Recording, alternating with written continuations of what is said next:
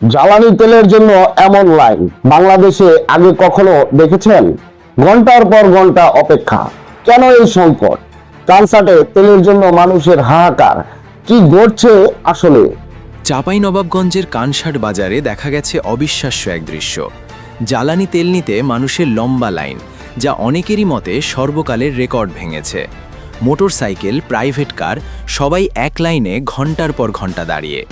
এই লাইন শুধু লম্বা নয়, এটি এক ধরনের সংকটের ইঙ্গিত দিচ্ছে। প্রশ্ন উঠেছে, হঠাৎ করে এমন পরিস্থিতি কেন? সরবরাহ কি ঘাটতি, নাকি দাম বাড়ার আশঙ্কায় আগেই তেল মজুত করতে চাইছেন সিন্ডিকেট ব্যবসায়ীরা? অনেকেই বলছেন, সকাল থেকে দাঁড়িয়ে আছি, এখনও তেল পাইনি। এ যেন শুধু লাইন নয়, মানুষের ভোগান্তির প্রতিচ্ছবি। এই চিত্র শুধু একটি পাম্পের নয়, এটি একটি বড় সমস্যার ইঙ্গিত হতে পারে। এই পরিস্থিতিতে কি ব্যবস্থাপনার ব্যর্থতা? যদি সরবরাহ ঠিক থাকে তাহলে কেন এমন বিশৃঙ্খলা? আর যদি সংকট থেকেই থাকে তাহলে কেন আগে থেকে এই ব্যবস্থা নেওয়া হলো না? আপনার এলাকায় কি এমন অবস্থা দেখা যাচ্ছে? আপনি কি কখনো এত বড় লাইনে দাঁড়িয়েছেন? কমেন্টে জানিয়ে দিন আপনার অভিজ্ঞতা। এদিকে চট্টগ্রামের ফটিকছড়িতে জ্বালানি তেলের সরবরাহ সংক্রান্ত ভোগান্তি কমাতে চালু হয়েছে লাইভ ফুয়েল মনিটরিং সিস্টেম।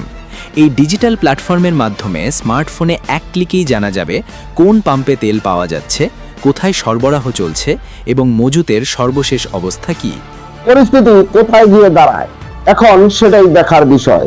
এই ধরনের গুরুত্বপূর্ণ আপডেট পেতে আমাদের সাথে সংযুক্ত থাকুন।